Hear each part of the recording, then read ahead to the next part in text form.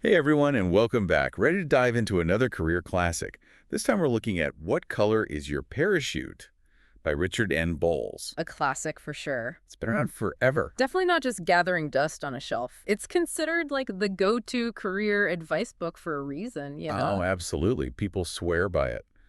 The Bible of job hunting, some people call it. Right. And it's packed with advice that stood the test of time, which is wild considering how much the job market has, well, changed, right? Totally. And Bowles was really ahead of the curve on that. Like he saw these shifts coming, especially after 2008, the whole landscape changed. Yeah, it's like, remember phone booths? Feels like a lifetime ago. Exactly. And just like you wouldn't use a phone booth to make a call today. Those old school job hunting tactics just don't cut it anymore. Sending out a zillion resumes, crossing your Yes. finger. Hoping for a bite. It's just not effective. He actually has a stat about this, right? Yeah. Something crazy like only one in, what was it?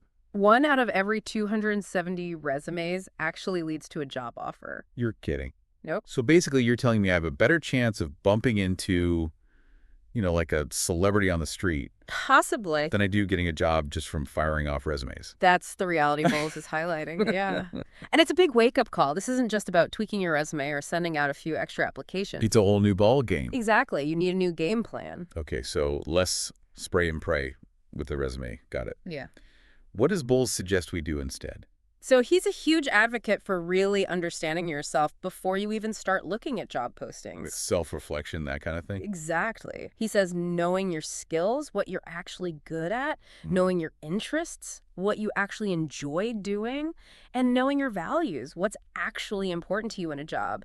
That's crucial to finding work that's both fulfilling and, sustainable. It's like, how many times have you heard someone say, ugh, I hate my job? Right. Or they're just there for the paycheck, but they're miserable. Happens all the time. They're just going through the motions. Exactly. And Bowles actually found that people who invest in this self-reflection, they have an 84% success rate in finding meaningful work. 84%. Okay, I'm listening. Versus those who skip it, they're looking at something between 4 and 28% success rate.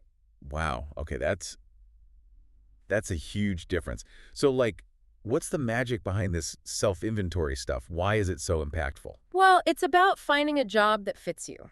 Right? It's about aligning your natural talents and passions with your career path. Instead of trying to force yourself into a box that you don't actually fit in. Exactly. It's like, imagine you love to bake, right? You could spend hours in the kitchen. You just get lost in it, covered in flour, having a blast. But then imagine if someone told you, okay, now go be a mechanic.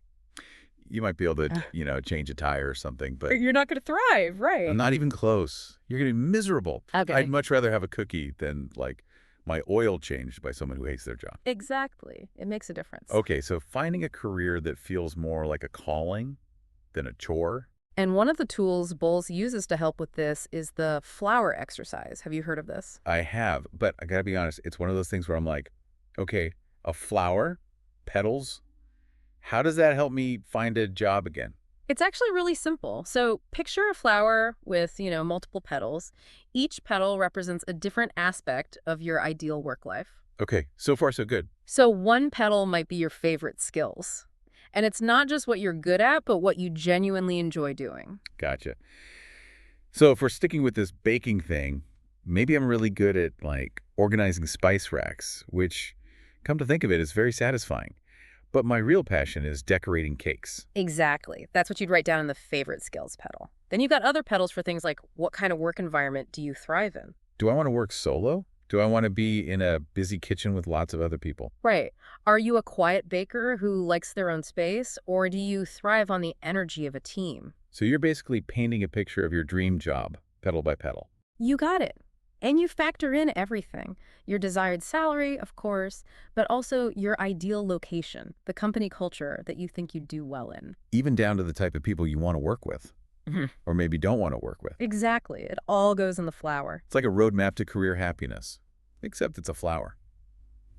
Speaking of finding your way, there's that great story in the book about a retired executive, Oh, yeah. What does he do? Takes a job in a mailroom. a mailroom, at a company he always admired, but still.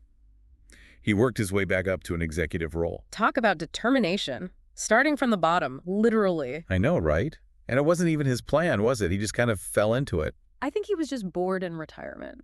Makes sense. But still, what a story. Right. It wasn't some big master plan. He just kind of went with it. But that's kind of the point Balls is making, right? You have to be open to those unexpected opportunities. And more importantly, you got to be proactive. This executive wasn't just sitting around waiting for something to happen. He was like, okay, I'm bored. I like this company. I'll start in the mailroom. Why not? Exactly. He had a vision, and he wasn't afraid to take an unconventional path to get there.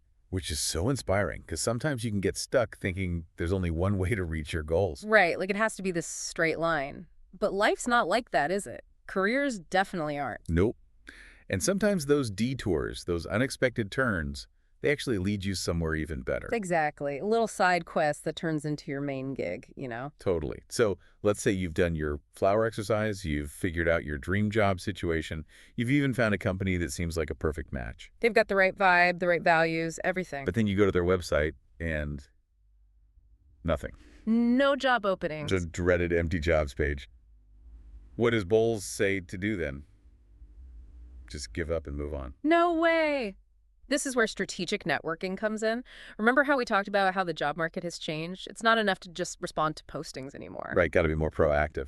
Exactly. You got to create your own opportunities. Okay, so what does that look like in real life? Strategic networking, I mean. So think of it like building relationships, not just, handing out business cards at a conference and hoping for the best. It's about quality over quantity. Yes. Yeah. It's about connecting with people who are doing what you want to do, learning from their experience. Okay, so less about how can you help me and more about how can I learn from you. Exactly. So, for example, let's say your dream is to be a pastry chef at a fancy restaurant. Those tiny desserts are so impressive. Right. So instead of just sending your resume to the general HR email address, Which probably just goes into a black hole anyway. probably try using LinkedIn to find someone who actually works in the pastry department of that restaurant. Maybe even the head pastry chef if you can find them. Why not? Reach out to them. Send a personalized message telling them you admire their work and you'd love to learn more about their career path. Ah, that's what you meant by an informational interview, right? Yeah. I was going to ask about that.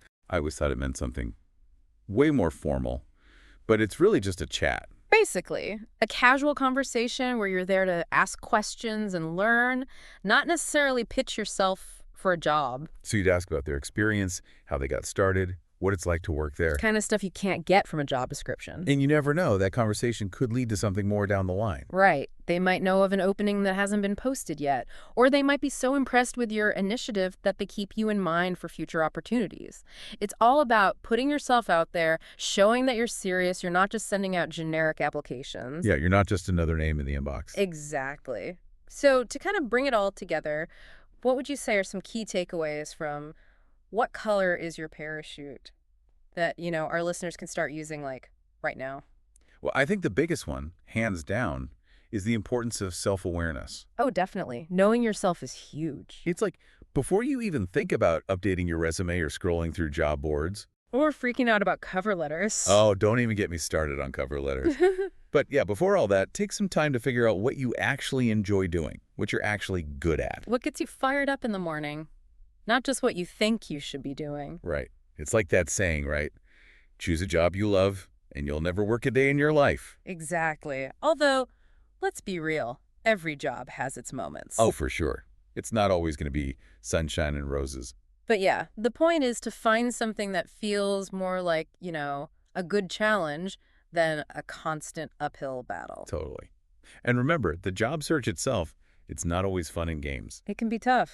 It can be a grind. But it's also a chance to learn about yourself, figure out what you really want out of your career. And don't be afraid to get creative. Think outside the box. The traditional path isn't for everyone. Exactly. So to all our listeners out there, I want you to imagine this. You're designing your dream job from scratch. No limitations. What would it look like? What kind of impact would you be making? What kind of problems would you be solving? Who would you be working with? Or not working with, as the case may be. Exactly. Hold on to that vision, that ideal, as you navigate this whole job hunting thing. It can be a roller coaster, that's for sure. But hey, at least it's a roller coaster with a potentially awesome destination, right? Right. And hey, if you haven't already, definitely check out What Color Is Your Parachute? It's a classic for a reason. All right, everyone, that's a wrap on this deep dive. Until next time, happy job hunting.